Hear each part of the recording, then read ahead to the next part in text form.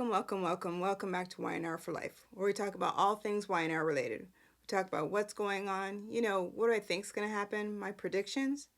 Hey, we even talk about fashion on this show from time to time because I'm a big time fashion girl, so we got to spill the tea about that. If you're new to this channel, my question is, what took you so long to get here? And if you are returning, what's up? Long time no see. This week, I'm just going to leave it at this week. Was it a trifle better than last week? Yes, but not by much. Anyway, we're going to get into it. So, couple of disclaimers before we get into all what happened. If you don't want to know what's going on, you kind of want to get caught up on your own, this might not be what you want to see or hear, but I'm so grateful that you are here. And if I happen to not mention something, it could be I plumb forgot, or it just really wasn't newsworthy, so I didn't bother mentioning it. And if you like this type of content, you like what you see, you like what you hear, it would be so kind if you hit that like and subscribe button. And don't forget to hit that bell notification so that you don't miss a single video that I post here on Y&R For Life.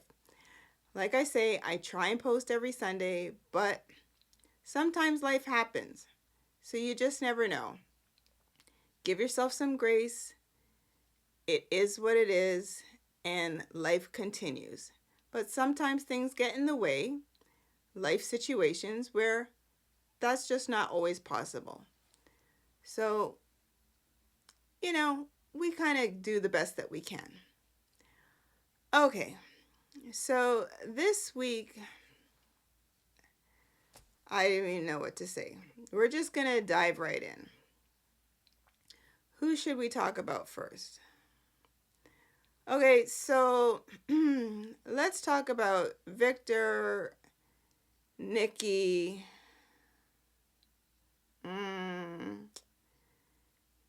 and Billy Boy Abbott. Couple of side plates there with Nick and Devon, but you'll see where this is going. All right. So Victor has his plan in motion that he's trying to acquire Chancellor because he wants to pass it over to Nikki for her to run. Nikki at first was like, what? But then I guess the idea of running Chancellor in honor of Mrs. Chancellor, her trusted and dear friend, I guess the idea has really intrigued her. So she's kind of somewhat let Newman Media go because she has this in the works. Well, Victor has it in the works, but whatever. So anyway, Nick with Victor, they were having their little conversation in the boardroom at Newman about, what's going on. Nick wants to get involved. He wants to know what's going on, what's Daddy-O's plan, the whole 9 yards, because he wants to, in theory, help his father. Nick, wash your hands. Do not get involved. Just say no. Go la la la and just pretend you don't know nothing. You don't want to get your hands dirty in none of this. You got too much iron in the fire where Sharon is concerned, but we will get to Sharon. Oh boy, if that ain't a doozy. Okay. So at some point in time, Victor calls Devon in, and Nick's like, now he's kind of figured out what Daddy-O's plan is, and Devon has something to do with it. So anyway, story short on that, Victor's trying to get some intel from Devon and then finds out that Lily has no intentions to leave Chancellor to come and work with the winter side of things. And yeah, so Victor kind of gives Devon like a nice little warning, like, you might want to tell your sister that she should jump ship, while she has a chance, because in theory, things are about to go down and it ain't going to be pretty. So Devon's like, oh, okay. So Devon leaves and Nick's like, okay, well, Dad, Devon's going to go and tell Lily, and Lily's going to go and tell Billy, and, Billy's going to be on, in the know that you're trying to take this company. So Victor, in Victor fashion, is like, meh, meh, meh, meh. Maybe that's what I want to happen. Did you ever think of that? Meh, meh, meh. So, so pretty much that's what's happened. So Devon went and told Lily, because he met her at the office, said he had something to talk to her, and yeah, she just toddled off with Devon. They had a conversation, and she's like, somebody's trying to take the company? Like, who? Is it Tucker?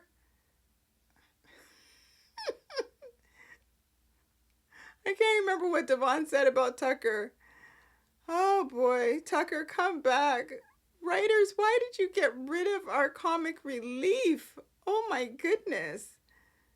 I need to have a petition. Bring Tucker back. Bring Tucker back. Okay, well, this show cracks me up because there's really only Victor and Jack at this point. And we know sure as heck it ain't Jack, so what? It could only be Victor. Hello? And if you rightly recall, Catherine left Chancellor to Victor, and Victor basically was like, Jill, yeah, here you go, this kind of thing. And yeah, because Jill was like, me. This was back after Catherine passed away. And remember, Catherine sent her on a wild goose chase? Oh boy. Anywho, so this is all too hysterical for me. So now we reach to the point where Billy Boy has now found out that Victor is wanting to take the company. And so he marches on down to society, Victor and Nikki, with Nikki's hair like this. It was like a waterfall. I was like, what is going on with her hair? Sure, it was nice and like it had like some little curls, but like, what was this whole waterfall effect? How much spray was in there in order to keep that up? I was like, oh, that didn't look good. So Billy is like, yeah, whatever he ordered, I think it was maybe a Scotch neat. And Victor and Nikki were like, meh, meh, meh. So Nikki's like, oh, I guess so. Whatever is already, like, all hell's starting to break loose already. So Victor is like, he's eating.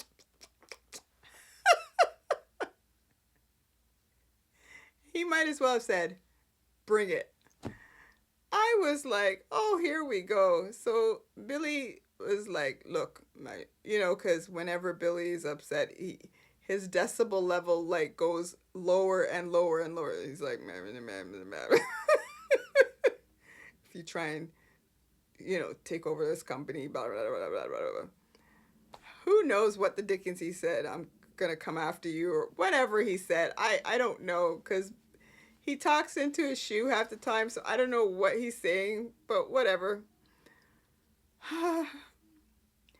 So then Victor's like, meh, whatever. Billy goes back to the office and he basically was telling Lily, we need to have like a big splash, a whole big party regarding Abbott Chancellor. And Lily was almost like, she was kind of condescending. And I think that was probably after her conversation with Devon, which, by the way, let's backtrack. Her conversation with Devon ended up with her spilling the beans to Devon that she has no intention of staying there because she knows that Billy is a loose cannon and she is just still playing Billy. And Devon's like, well, how come you didn't let me know this information? She's like, I couldn't because you would have somehow like let on and like I couldn't have that and whatnot. She's like, rest assured, I am playing Billy like a fiddle. And basically, Billy is going to self-destruct. That's just what it is. So, yeah, we're going to see where that goes. Billy's head's all over the board because Chelsea and Adam, which, that's a nice segue. Chelsea and Adam, they just confess already. You guys are like sweating bricks in front of your quote-unquote significant others. Chelsea couldn't be any more guilty. She like let the cat out of the bag that she wants to let go of her mistakes, and I don't know, she didn't use the word indiscretions, but she might as well have. And Billy's a poker player, so he knows when somebody's lying. And yeah, Sally is looking like she don't know what the dickens is going on. Yet Adam, he might as well have a fan on him because he's sweating so much. Like they just can't seem to keep their story straight. So at some point in time, the four of them, they are having a conversation because, Billy wants to get to the bottom of what the heck's going on. Adam's still sticking to this lame story about how he lost it on the mother of his child. He yelled at her and did all kinds of, like, he just made her feel less than. And Chelsea was like, almost like, when did this happen? But she had to play along. Yeah, and at some point in time, Chelsea's like, Billy, what do you want us to confess to? What do you want us to confess to? Oh my gosh, we're trying to bring our son home. Like, what is this? I can't take this anymore. Guilty. Adam, come on, let's go. They end up getting ready to toddle off. And that's at that point where Chelsea had this whole, she, wants to let go of her guilt and what to Billy. And Billy's like, interesting. All right. That is what it is. The two of them go off onto their little ride share or whatever, Uber. I don't know. Boy, that green screen cracked me right up. Oh. And he's like, and Adam's like, sorry to have blindsided you. You think? Like, what? And they can't know. It's like, stick to the story. And look, the two of them, as I said, confess. Just please confess. Get this nonsense off your chest. All right? And let's just move on. All right. Kyle and Audra, they must have used the same rideshare program because they had the same green screen. Oh. Well, they left to hightail it to Paris. But before they left, they were at the club. And Jack and Diane were there. And Kyle was rude. Jack went off on Kyle. He went off. And I was like, go Jack, yes.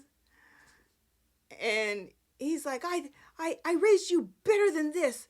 I like your little 2-bit company. Oh, what he didn't say about Glissade, I was like, oh boy. And Audra all she could do was stand there. And then she basically was like, okay, Kyle, like, let's just go and be done with this, like, whatever. He's like, not done yet. He goes over to Jack and Diane's table and was going off on them about, you're going to watch and see how, Glissade's going to be a powerhouse in the cosmetics industry and whatever. And Jack might as well. He's like, bring it.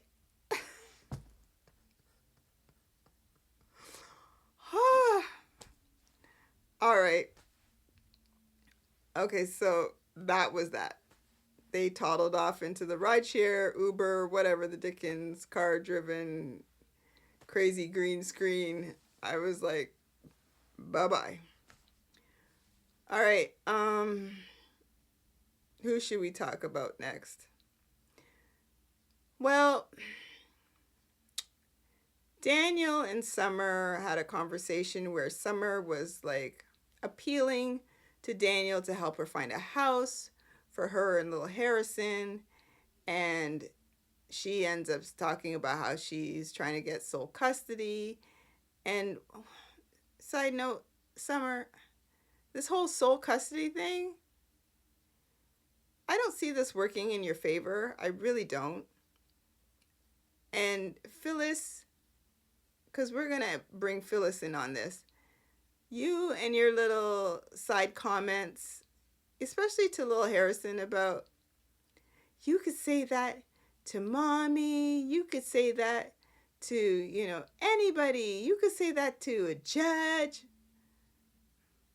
Okay, Phyllis, I like you, but you went on overkill here. It was just a little too much. So Summer got angry at Daniel because she felt that Daniel wasn't in her corner and wasn't supportive of him like how she's been supportive of, that he has not been supportive of her the way she has been supportive of him.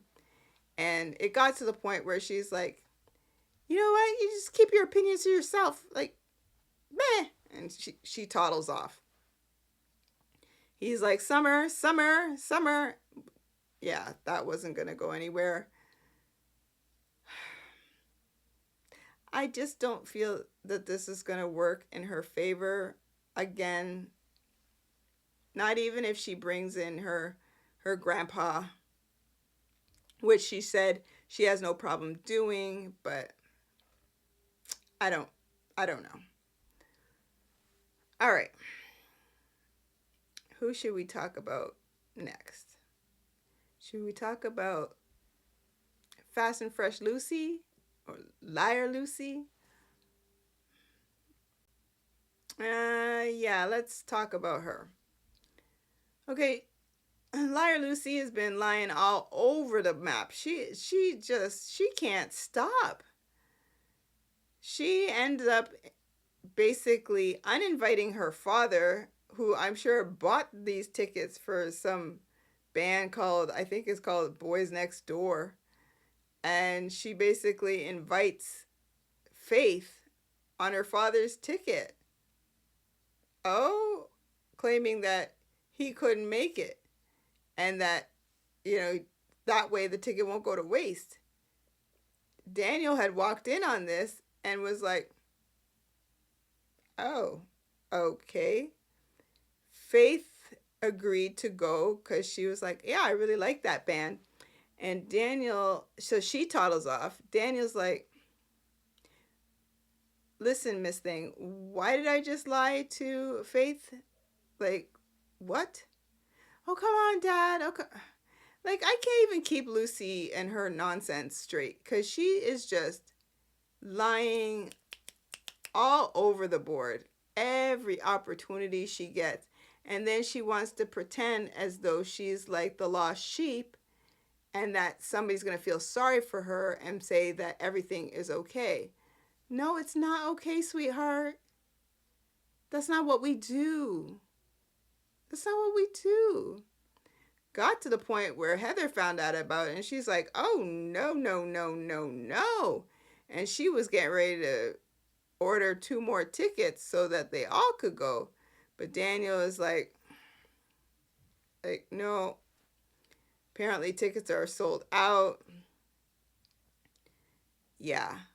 All I'm going to say is you'll see that, like I said, my prediction, Cassie 2.0, you'll see, I am convinced we're going to end up in a similar situation.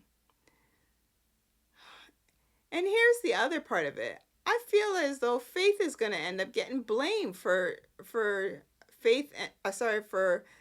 Lucy and her craziness. Because by the end of the week, she had a thing of alcohol in her bag. I was like, what? Yeah, no.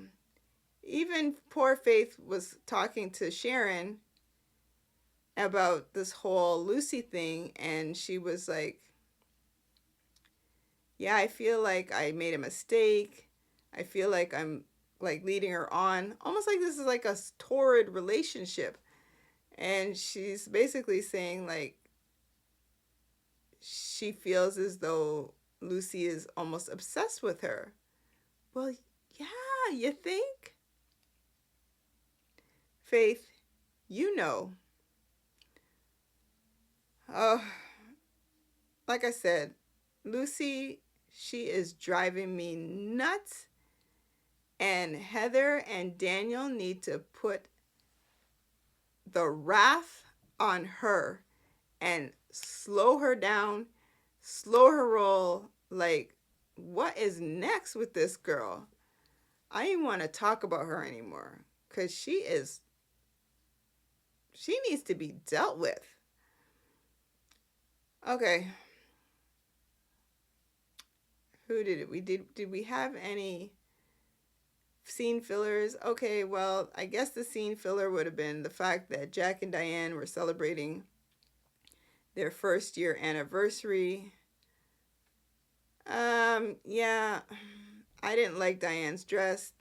Color was all wrong. Style was all wrong. Yeah, no. Her hair just looked mousy, unkept. Didn't like anything about it.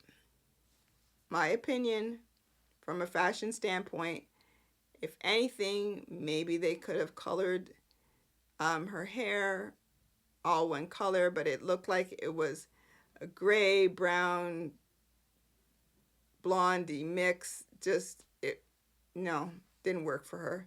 And then the pink color kind of made her kind of look pale.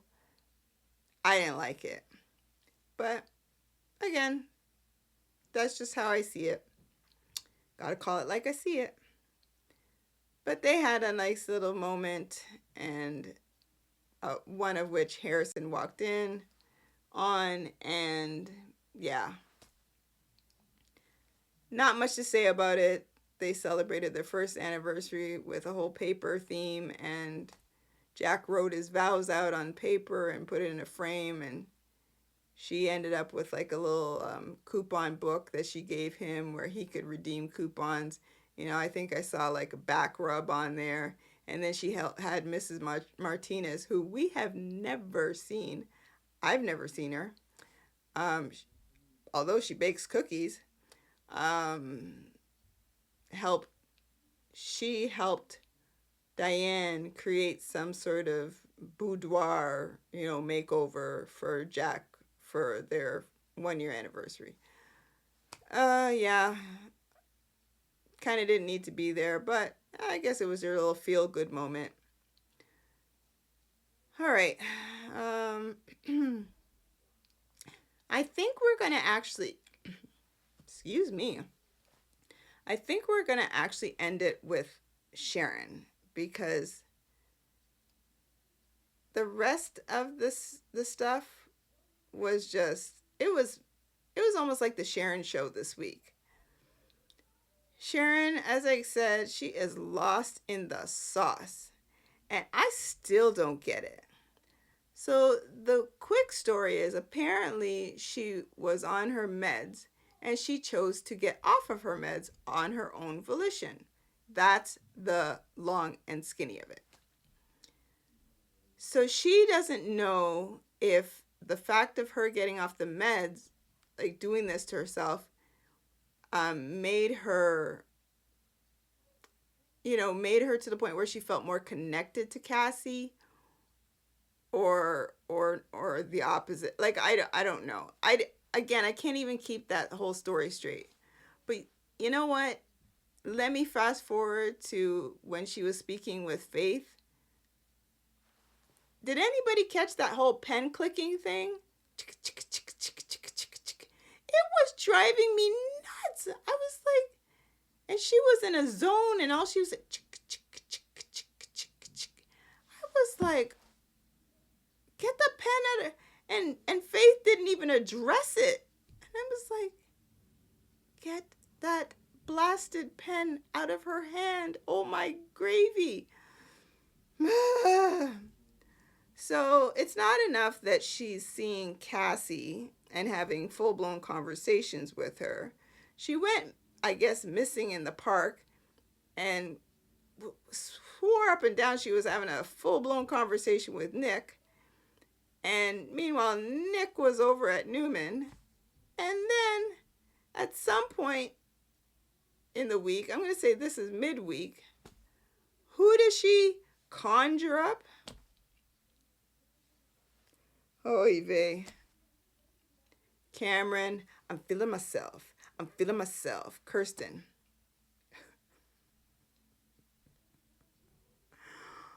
Oh boy.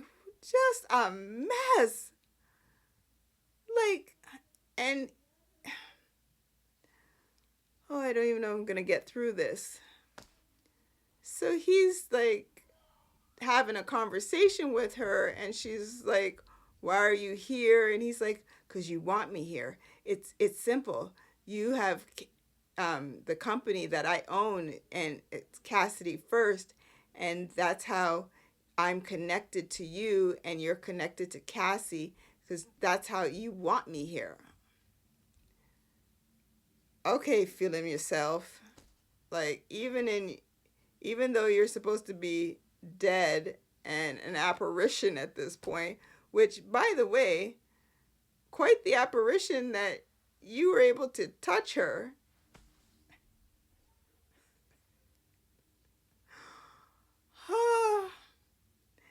And, put your hand on her face and like her hair. Yeah, this is too much. So she's like, no, I don't want you here. And he's like, well, that's on you, basically. That you do. And she's like, well, tell me why. Oh, darling, I'm not going to tell you that. Where's the fun in that? You'd have to figure it out on your own. I'm feeling myself. Cameron, what? Okay, forget Cameron. Writers, why did you bring him back in? What next? And so she's getting ready to like pummel him again. He's dead. You killed him. And that's when she ended up, her door was knocking, and it was Daniel behind the door, and she she greets Daniel with this statue getting ready to bludgeon him. I was like, boy, you have no filter. Anyway, so it's literally been Sharon trying to figure out what's going on with her. She has agreed to see her doctor, but she feels that there's more that she needs to do, and she needs to go on almost, I dare say, like a wellness retreat. Where you going? Can I come too? She needs to get out of Dodge. She let Mariah take over and handle Cassidy first while she's going to go away. And Mariah is like, man, I brought this on because I look like my twin. That may be true, but I can't say you brought it on. You can't help who you look like. And then Faith is like, man, if I didn't ask all those questions, this wouldn't have happened. And it's like, no, kids don't. She's leaving the house a mess. It's in ruins. She's not eating. She is in a zone, like somewhere on a different planet. All I can say is, Sharon, you need to get the same ride share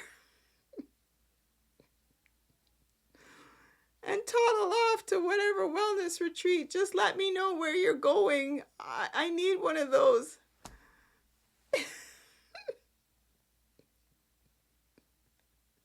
And just get better, because you going around, 1 minute you're up, the next minute you're down. You even gave Phyllis the stank eye, and then said, I don't want to fight with you, Phyllis. I'm not doing that. It's a royal mess. But like I said, that was pretty much the week. It was pretty much the Sharon show. And albeit a little bit of the Abbott Chancellor nonsense, which thankfully they agreed on a logo. Oh my Lord. He wants company swag and the whole 9 yards. I was like, this is too much. But yeah, we're going to see how things go. Liar Lucy is going to get herself into trouble, I'm sure. And yeah, we shall see what happens with that. And hopefully they fix Nikki's hair. Hopefully it's not looking like she got caught in a windstorm. Oh boy. So there you have it, folks. Again, we're going to see what happens and hope for the best. Hopefully we pick up some momentum and that this train gets moving and we move on to brighter days. Hopefully Chelsea and Adam finally let the cat out of the bag and be done with this nonsense, because I can't take much more of Chelsea being so frazzled and scatterbrained, and Adam looking like he's a wet fish. Just saying.